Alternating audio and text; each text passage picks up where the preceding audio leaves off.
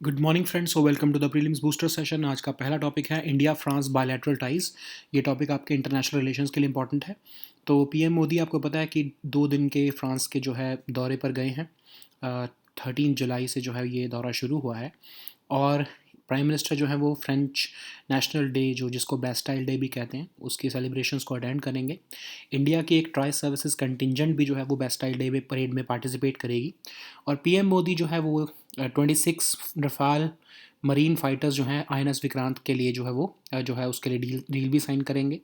और 3 और Kalvari class scorpion submarine जो है वो माझगांव डॉक यार्ड लिमिटेड के लिए जो है उसका कंस्ट्रक्शन के लिए रिपीट ऑर्डर दिया जाएगा। ठीक है।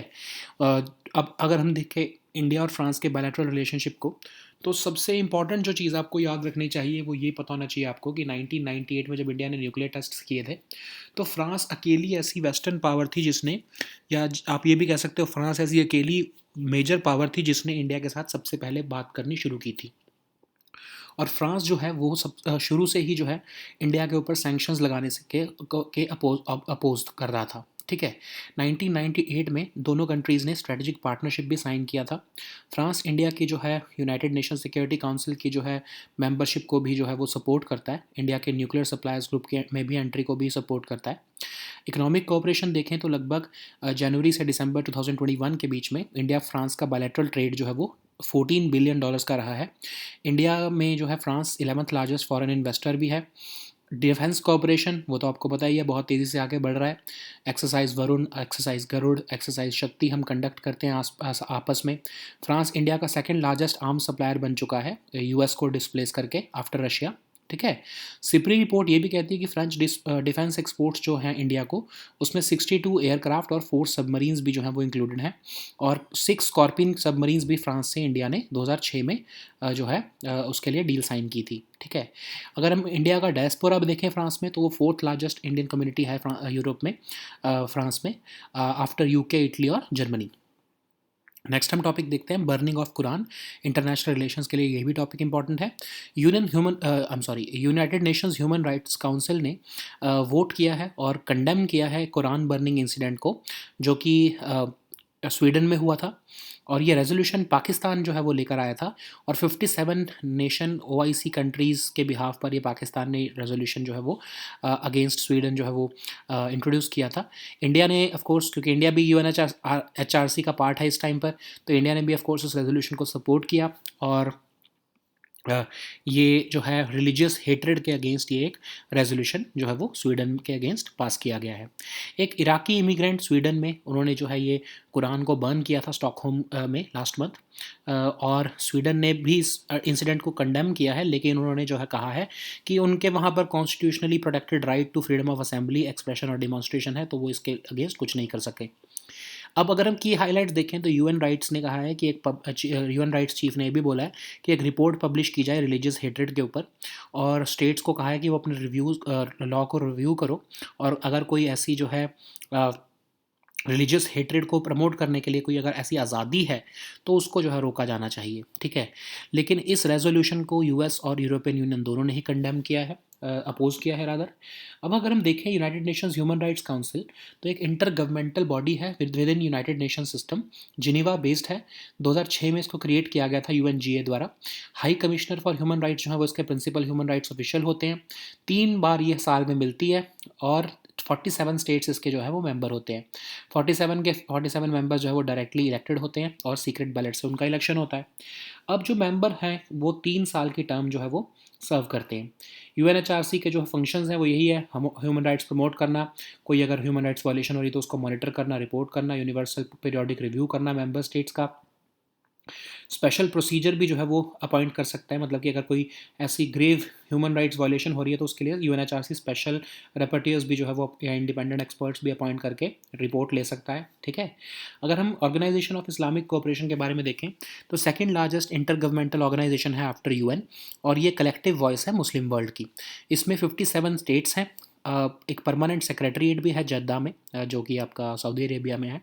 और ओआईसी को मोरक्को में बनाया गया था 1969 में। क्योंकि हर मेंबर के पास वीटो हो पावर है इस ऑर्गेनाइजेशन में, इसलिए कहा जाता है कि ये एक ओआईसी जो है एक टूथलेस टाइगर है। इंडिया का रिलेशनशिप कैसा रहा है ओआईसी के साथ? आपको पता होगा कि 45th सेशन जो है 2018 में जब हुआ था, तो बांग्लादेश ने सजेशन दिया कि इंडिया में भी जो है मुस्लिम पॉपुलेशन जो है वो लगभग 10% वर्ल्ड की मुस्लिम पॉपुलेशन इंडिया में रहती है, तो इंडिया को भी एक ऑब्जर्वर स्टेटस तो दिया जाना चाहिए, लेकिन उस डिसीजन को पाकिस्तान ने वीटो कर दिया था। कतर को जो है उन्होंने सबसे पहली बार ये जो है प्रपोजल रखा था ऑब्जर्वर स्टेटस देने का इंडिया को 2002 में, और इंडिया को 1969 में इनवाइट किया गया था एज अ मेंबर बनने के लिए, लेकिन जो है पाकिस्तान के डिसीजन की वजह से वो मेंबरशिप जो है वो विड्रॉ कर ली गई थी। 2019 में पहली बार इंडिया ने जो है ओआईसी समिट में पार्टिसिपेट किया था as a guest of honour Abu Dhabi के इनविटेशन पर। अब जबकि इंडिया के जो है फेवर में बहुत सी कंट्रीज़ रहती हैं ओआईसी की, लेकिन फिर भी वो एंटी इंडिया रेटोरिक खासकर कश्मीर के इशू पर टाइम टू टाइम जो है ओआईसी कुछ ना कुछ जो है एक तरह से स्टेटमेंट्स इशू करता रहता है, ठीक है, under the influence of Pakistan. Next हम टॉपिक देखते हैं नेटो समिट इन विल्नियस। तो ये टॉपिक आपके इंटरनेशनल रिलेशंस के लिए इंपॉर्टेंट है। तो 2023 की जो नेटो समिट हुई है अभी, वो विल्नियस में हुई है, जो कि लिथुएनिया की कैपिटल है। 1949 में नेटो बनाया गया था वॉशिंगटन ट्रीटी के साइन होने के बाद। ये एक सिस्टम ऑफ कलेक्टिव डिफेंस है। इसमें आर्टिकल 5 जो है सबसे इंपॉर्टेंट है वॉशिंगटन ट्रीटी का, जिसमें ये कहा जाता है कि अगर किसी भी नेटो के मेंबर के ऊपर अटैक हुआ तो मतलब ये माना जाएगा कि सबके ऊपर अटैक किया गया है। जो कोर ऑफ द अलायंस है वो इसका यही है, promise of collective defence. Headquarter इसका ब्रसल्स में है, बेल्जियम में। फंक्शंस इसके क्या हैं? अब कहने को तो ये कहते हैं कि हम डेमोक्रेटिक वैल्यूज़ को प्रमोट कर रहे हैं और हम पीसफुल रेजोल्यूशन ऑफ डिस्प्यूट्स जो है वो जो है वो करना चाहते हैं, लेकिन अगर आप देखोगे तो सबसे ज़्यादा जो वॉर्स अगर हम देखें मॉडर्न हिस्ट्री में, तो सबसे ज़्यादा जो वॉर हैं वो नेटो कंट्रीज़ ने ही जो है वो जो है दुनिया में लड़ी है, ठीक है। तो अगर हम देखें इस समिट में क्या डिसीजन लिया गया, उन्होंने कहा कि एक न्यू फोरम जो है वो शुरू करते हैं यूक्रेन के साथ टाइज डीपन करने के लिए। एक परमानेंट बॉडी भी बनाई जा रही है जिसमें कि 31 मेंबर्स और यूक्रेन जो है वो आपस में कंसल्ट कर सकेंगे, और ये एक तरह से स्टेज सेट करेगा कि नेटो को कैसे जो है यूक्रेन को अपने जो है अलायंस में शामिल कर सकता है। एक जॉइंट डेक्लेरेशन जो कि G7 कंट्रीज़ ने भी इशू की थी कि कैसे जो है यूक्रेन को मिलिट्री बोल्स्टर करने के लिए लॉन्ग टर्म में हेल्प किया जा सकता है। समिट ने कोई टाइमलाइन तो नहीं दी कि कब यूक्रेन जो है वो ऑफिशियल मेंबर बनेगा नेटो का, बट ऑफ कोर्स सबने इसके फेवर में ही बात करी है कि नेटो को जो है वो रशियन एग्रेशन के अगेंस्ट बचाना ज़रूरी है। अब अगर हम देखें तो मेंबरशिप ऑफ स्वीडन जो है वो अभी तक जो है वो क्लियर नहीं हुई है। टर्की ने जबकि ऑब्जेक्शंस जो है वो स्वीडन को ज्वाइन करने के वो हटा लिए हैं। नेटो ने जो है फॉर्मली इनवाइट किया था स्वीडन और फिनलैंड को कि वो मिलिट्री अलायंस ज्वाइन करे 2022 में, और टर्की ने जो है ऑब्जेक्शंस रेज किए थे और फिनलैंड के तो ऑब्जेक्शंस उन्होंने हटा लिए थे। इसीलिए अप्रैल 2023 में फिनलैंड जो है वो 31st मेंबर बन चुका है ऑलरेडी नेटो का, ठीक है। नेक्स्ट हम टॉपिक देखते हैं solar maximum. Science and tech के लिए टॉपिक इंपॉर्टेंट है। तो रिसेंटली अभी रिपोर्ट किया गया है कि सन जो है अपना सोलर मैक्सिमम जो है वो रीच करने वाला है विद इन नेक्स्ट 2 ईयर्स। तो सोलर मैक्सिमम होता क्या है? तो ये एक नेचुरल सोलर साइकिल होती है 11 साल की, जिसमें कि इंक्रीज और डिक्रीज होते हैं सन स्पॉट्स के। तो greatest number of sunspots जब होते हैं तो उसको हम सोलर मैक्सिमम कहते हैं। जब सबसे कम होते हैं सन स्पॉट्स तो हम उसको सोलर मिनिमम कहते हैं। इस सोलर एक्टिविटी की वजह से जो है स्पेस वेदर इवेंट्स में एक्सट्रीम जो है चेंजेस देखने को मिलते हैं, और ये इवन रेडियो कम्युनिकेशन और पावर ग्रिड को भी जो है इंडिया में वर्ल्ड में इम्पैक्ट करता है अर्थ पर, ठीक है। और सीरियस हेल्थ कॉन्सिक्वेंसेज भी हो सकते हैं एस्ट्रोनॉट्स के लिए। तो अगर हम देखें कि सोलर साइकिल क्या है, तो सोलर साइकिल एक बेसिकली सन एक huge ball of electrically charge hot gas है। तो हर 11 साल के आसपास जो है सन अपने मैग्नेटिक फील्ड को फ्लिप करता है, मतलब नॉर्थ साउथ में चला जाता है, साउथ नॉर्थ में चला जाता है। लगभग फिर दोबारा से 11 साल लगते हैं उसको फ्लिप बैक होने में, ठीक है। तो ये पूरी जो साइकिल है इसमें जो है सन जो है वो मूव होता है सोलर मिनिमम से, फिर वो आ जाता है टोटल सोलर मैक्सिमम पे, फिर सोलर मैक्सिमम से दोबारा जो है वो सोलर मिनिमम की तरफ मूव होता है। इसमें हम कहते हैं कि ये पूरी एक साइकिल कंप्लीट करता है सन, ठीक है। सो हम नेक्स्ट टॉपिक देखते हैं सागर संपर्क। साइंस एंड टेक के लिए टॉपिक इंपॉर्टेंट है। Union minister of ports and shipping and waterways जो है उन्होंने indigenous differential global navigation satellite system जो है सागर संपर्क, उसको जो है अभी लॉन्च किया है। तो ये एक differential global navigation satellite system है क्या? तो बेसिकली ये एनहेंस कर रहा है, करेक्ट कर रहा है कोई भी एरर या इनएक्यूरेसीज जो आपके ग्लोबल नेविगेशन सिस्टम्स में होती है, ठीक है। जीपीएस या ग्लोनास जो है जिसमें अगर कोई जो है ट्रांसमिशंस में कोई करेक्शन की ज़रूरत है तो वो यही करेगा, ठीक है। जैसे आपका गगन जो है आपका जो है जियो ऑगमेंटेड गगन सिस्टम जो आपका सिविल जो आपके एयरक्राफ्ट्स को के जो है जीपीएस सिग्नल्स को करेक्ट करता है, वैसे ही आप इसको आप शिप्स के कंटेक्स्ट में देख सकते हो या मरीन नेविगेशन के कंटेक्स्ट में देख सकते हो। तो सागर संपर्क जो है वो 6 लोकेशंस पर उसको जो है वो इंस्टॉल किया जा रहा है, और director general of light houses and light ships जो है वो रेडियो एड्स देंगे शिप्स को मरीन नेविगेशन के लिए। Risk of collision, grounding, accident जो है पोर्ट या हार्बर पर जो है वो कम हो जाएगा उसकी वजह से। कोई भी एरर जो कि एटमॉस्फेरिक इंटरफेरेंसेस की वजह से, सैटेलाइट क्लॉक ड्रिफ्ट की वजह से अगर हो रहा है तो वो उसको रिड्यूस करेगा। ठीक है। तो और जो आपका एक्यूरेसी है वो जो 5 से 10 मीटर तक की एक्यूरेसी होती है उसको लेस देन 5 मीटर पर लेके जाने का काम भी ये जीपीएस की सागर संपर्क ही करने वाला है। ठीक है। नेक्स्ट हम टॉपिक देखते हैं, national policy for rare diseases, social issues के लिए टॉपिक इंपॉर्टेंट है। रिसेंटली जीएसटी काउंसिल ने कहा है कि आईजीएसटी जो मेडिसिन और फूड के ऊपर लगता है जो स्पेशल मेडिकल पर्पस के लिए है, खासकर रेयर डिसीजेज को ट्रीट करने के लिए, वो एग्जेम्प्ट होगा अगर वो इम्पोर्ट जो किया जा रहा है वो सिर्फ पर्सनल यूज़ के लिए किया जा रहा है, उसका कमर्शियल यूज़ नहीं करना है तो। ठीक है, उसके ऊपर आईजीएसटी नहीं लगेगा। तो national policy of rare diseases क्या कहती है, हम हायर कॉस्ट ऑफ ट्रीटमेंट जो है रेयर डिसीजेज़ के उसको कम करने के लिए 2021 में पॉलिसी लेकर आए। फाइनेंशियल सपोर्ट दिया जाता है, वन टाइम ट्रीटमेंट दिया जाता है 20 लाख रुपए तक का। क्राउड फंडिंग भी जो है की जाती है अगर ज़रूरत पड़े तो। और रजिस्ट्री मेंटेन की जा रही है रेयर डिसीजेज़ की, ताकि अर्ली जो है डिटेक्शन की जा सके इन डिसीजेज़ की। 3 ग्रुप्स में डिवाइड किया गया इन रेयर डिसीजेज़ को। पहला तो वो डिसीजेज़ हैं जिसमें वन टाइम ट्रीटमेंट की ज़रूरत है। ठीक है। सेकंड वो डिसीजेज़ हैं जो बहुत लॉन्ग टर्म जिसमें ट्रीटमेंट की ज़रूरत है या लाइफ लॉन्ग ट्रीटमेंट की ज़रूरत है, लेकिन उसकी कॉस्ट जो है वो कंपैरेटिवली कम है। ग्रुप 3 वो डिसीजेज़ हैं जो जिसमें डेफिनेट ट्रीटमेंट तो अवेलेबल है, लेकिन बहुत जो है हाई कॉस्ट है, और शायद लॉन्ग लाइफ लॉन्ग भी थेरेपी चलती है। ठीक है। तो अब हम देखें तो पेशेंट जो है वो अपने नियरेस्ट सेंटर ऑफ एक्सीलेंस में अप्रोच कर सकते हैं। तो 8 सेंटर्स ऑफ एक्सीलेंस बनाए गए हैं डायग्नोसिस, प्रिवेंशन और ट्रीटमेंट के लिए रेयर डिसीजेज़ के। तो सेंटर्स ऑफ एक्सीलेंस को वन टाइम ग्रांट दी जाती है 5 करोड़ रुपए तक की, ताकि वो इंफ्रास्ट्रक्चर डेवलप कर सकें और स्क्रीनिंग, टेस्ट, ट्रीटमेंट जो है वो वहीं सेंटर्स ऑफ एक्सीलेंस में कर सकें रेयर डिसीजेज़ का। ठीक है। नेक्स्ट हम टॉपिक देखते हैं फ्लोटिंग गोल्ड। ये टॉपिक आपके एनवायरनमेंट के लिए इंपॉर्टेंट है। तो एक massive chunk of floating gold जिसको एम्बरग्रिस भी कहते हैं, एम्बरग्रिस, वो अभी एक डेड वेल के बेली में मिला है स्पेनिश आइलैंड के पास। तो ये फ्लोटिंग गोल्ड हम एक्चुअली किसको कहते हैं, एम्बरग्रिस को। एम्बरग्रिस क्या चीज़ है, तो ये एक सब्सटेंस है जो बाइल डक्ट से निकलता है स्पर्म वेल्स के इंटेस्टाइन में।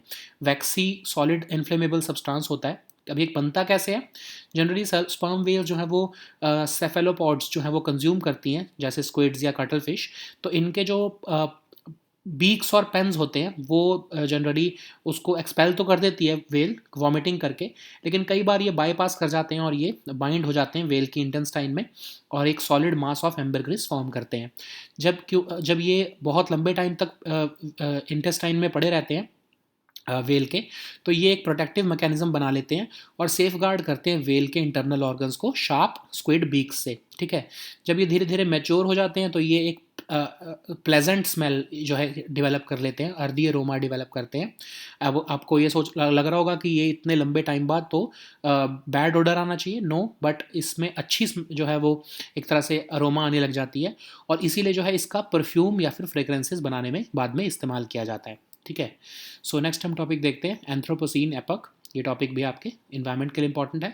तो जियोलॉजिस्ट ने रिसेंटली कहा है कि जो क्रॉफर्ड लेक जो कनाडा के एंटोरियो में है, वहाँ पर उनको कुछ ऐसे सेडिमेंट्स मिले जिससे ये लग रहा है कि हम पता लगा सकेंगे कि एंथ्रोपोसीन एपक कब शुरू हुआ था। तो ये एक प्रपोज्ड एपक है जो कहा जा रहा है कि प्रेजेंट जियोलॉजिकल टाइम इंटरवल जो है हमारा उससे पिछला एपक है। ठीक है। तो जिसकी वजह से जो है जब जो हमारा करंट एपक जिसको हम जो हमारा करंट एपक है वो इससे पहले का एपक एंथ्रोपोसीन एपक था। ठीक है। तो कई फिनोमिना हम एसोसिएट करते हैं इस प्रपोज्ड एपक से, कि इसमें ग्लोबल वार्मिंग हुई, सी लेवल राइज हुआ, ओशन एसिडिफिकेशन हुई, मास स्केल इरोजन हुआ, फिर एडवेंट ऑफ डेडली हीट आए। ठीक है। डिटेरियोरेशन ऑफ बायोस्फीयर हुआ, और उसके बाद जो है वो टाइम स्केल चेंज हो गया, एपक नवा आ गया। ठीक है। अब अर्थ की हिस्ट्री को हम कई जो है स्मॉल चंक्स ऑफ टाइम में हम डिवाइड करते हैं, ईयॉन्स, एराज, पीरियड्स, एपक्स और एजिस। अब ये अर्थ के रॉक लेयर्स के बेसिस पर ये क्लासीफाई की जाती है। जो करंट एपक चल रहा है वो है होलोसीन, जो कि लगभग 11,500 साल पहले शुरू हुआ है, जब जब लास्ट मेजर आइस एज खत्म हुई थी। एंथ्रोपोसीन को अभी तक ऑफिशियली एक्सेप्ट नहीं किया गया है IUGS द्वारा कि वो एक एपक असल में था या नहीं भी था। ठीक है, so now let us see all these topics in English. So the first topic is India-France bilateral ties. This topic is important for your international relations. So you know that PM Modi is recently paying visit to France for 2 days to expand bilateral ties between the two countries, and he has departed for an official visit to France and UAE both. So PM Modi will attend the French National Day or the Bastille Day celebrations. A trial services contingent will also be participating in this Bastille Day parade, and apart from that, the major uh, deal of acquiring 26 Rafale marine fighters will also be signed for the INS Vikrant aircraft carrier, and a repeat order for 3 more Scorpion class Kalvari submarines for Mazgaon Dockyard Limited will also be made. So, if we look at India France bilateral relationship, then the major event that happened in 1998 when India tested the nuclear tests or nuclear bomb, then at that time all the countries, especially the western countries, imposed sanctions against India.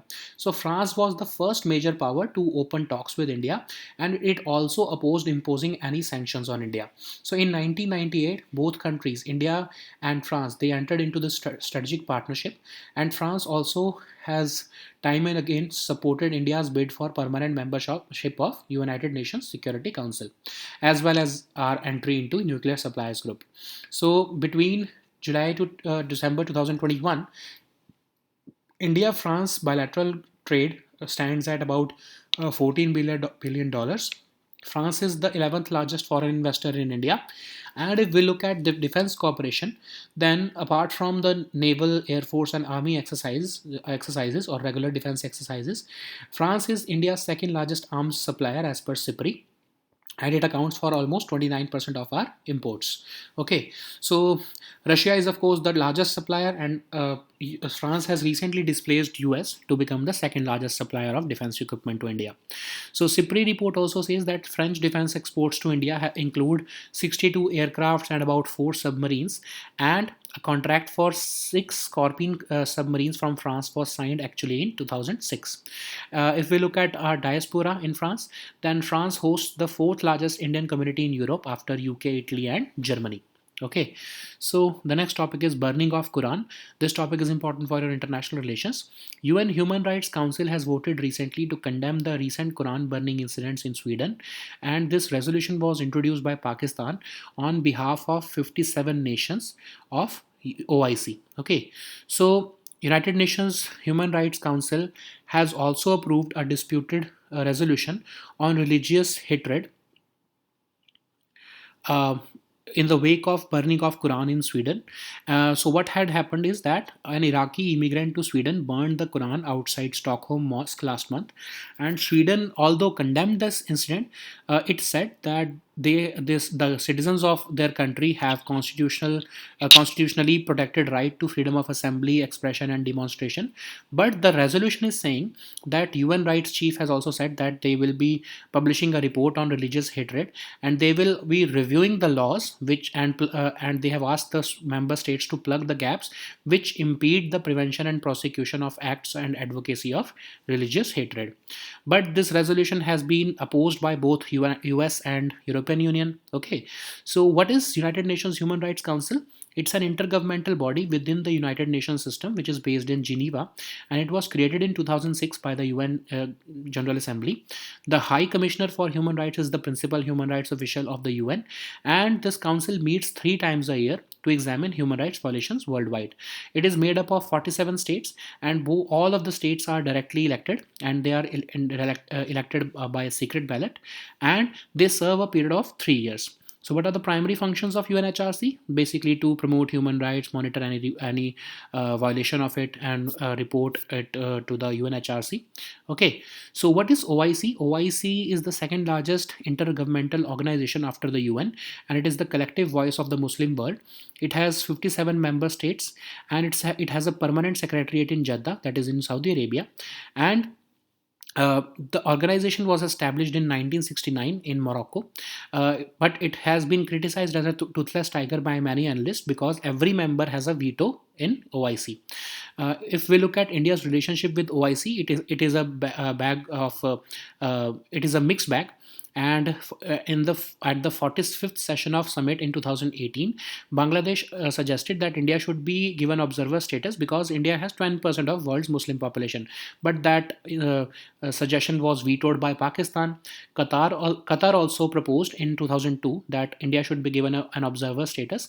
But time and again, Pakistan has played spoilsport, and Pakistan has also used OIC to bring its anti-India rhetoric in the name of Kashmir. Okay, so the next topic is NATO summit in Vilnius. This topic is important for your international relations.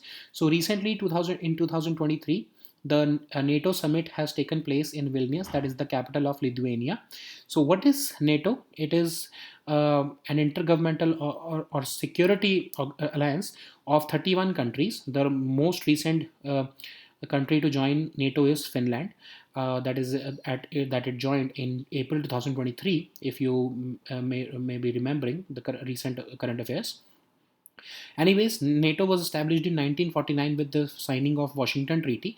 It's a system of collective defense, and Article 5 of this Washington Treaty states that any attack on any of the NATO ally will be considered as an attack on all. So this article forms the core of this alliance, and its headquarters is located in Brussels. So NATO has certain objectives or functions, at least on paper, that it promotes democratic values and it is committed to the peaceful resolution of disputes. And if we look at the recent outcomes of this summit, then they have agreed upon launching a new forum for deepening ties with Ukraine, and they want to make a permanent body where the alliance members can hold consultations with for emergency situations, and especially to bring Ukraine as close as possible for this NATO alliance without actually joining it. So a joint declaration issued by the G7 helps Ukraine to bolster its military over the long term was also discussed, and the summit has not given any timeline whether Ukraine will become official member of it or not. So apart from Finland, now Sweden is also on the road to become the member of NATO after Turkey has withdrawn its objections to Sweden joining this alliance. Okay, so the next topic is solar maximum. This topic is important for your science and tech section. So it has recently been reported that sun is expected to reach its solar maximum in the next 2 years. And sun, that's what is solar maximum? The sun goes through a natural solar cycle of approximately 11 years, and it is marked by the increase and decrease of sunspots. The greatest number of sunspots means that solar maximum has been reached. The lowest number means that solar minimum has been reached. Okay, so this increased solar activity causes extreme space weather events, including disruption of radio telecommunication and power grid on the earth. So what is this solar cycle? It's because you know that sun is a huge ball of electrically charged hot gas. So every 11 years or so, sun's magnetic field gets flipped, and it takes about another 11 years for the sun's north and south poles to flip back again.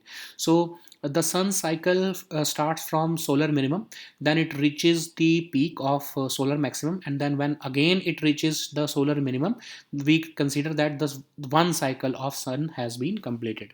Okay, so the next topic is Sagar Sampark. This topic is important for your science and tech section.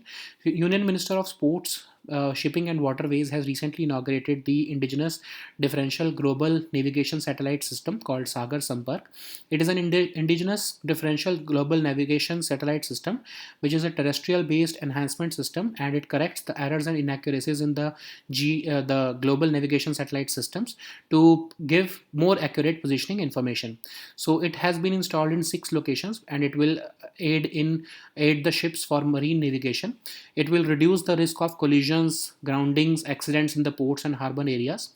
So it will also reduce errors which are caused by atmospheric interferences or satellite clock drift. Okay, so error correction accuracy has also been improved from the 5 to 10 meters to less than 5 meters now. So the next topic is National Policy for Rare Diseases 2021.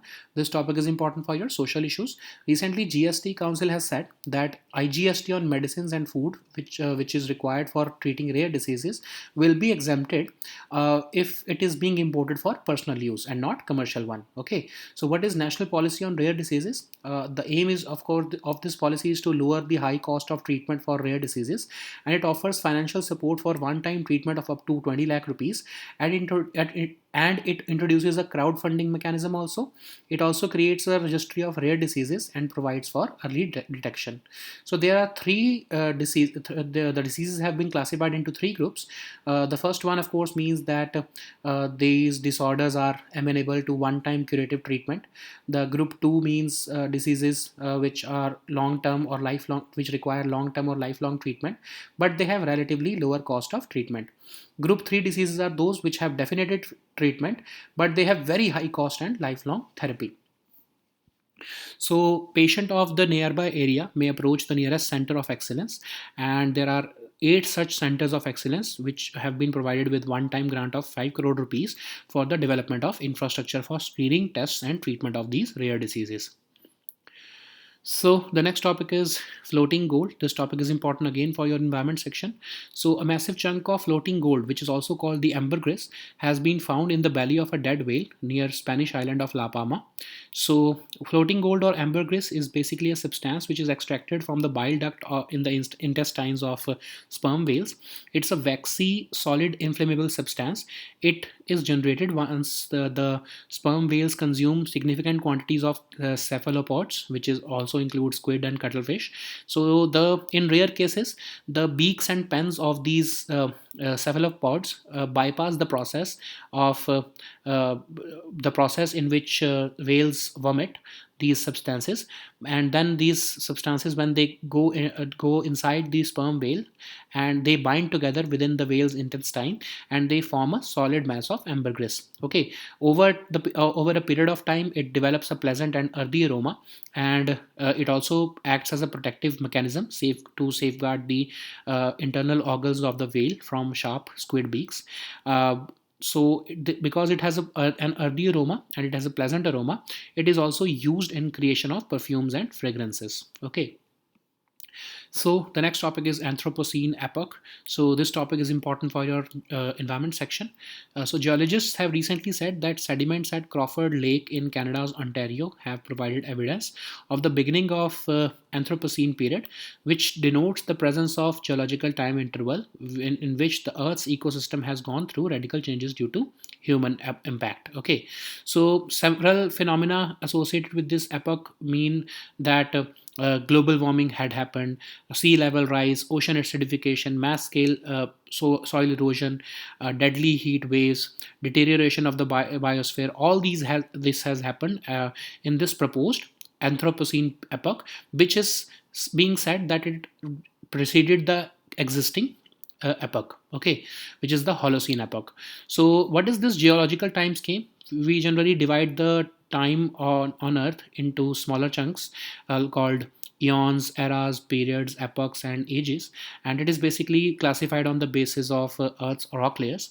The current epoch is Holocene, which began about 11,700 years ago when the Earth saw last major ice after the last major ice age, and Anthropocene has not been formally adopted by the IUGS as of yet. Okay.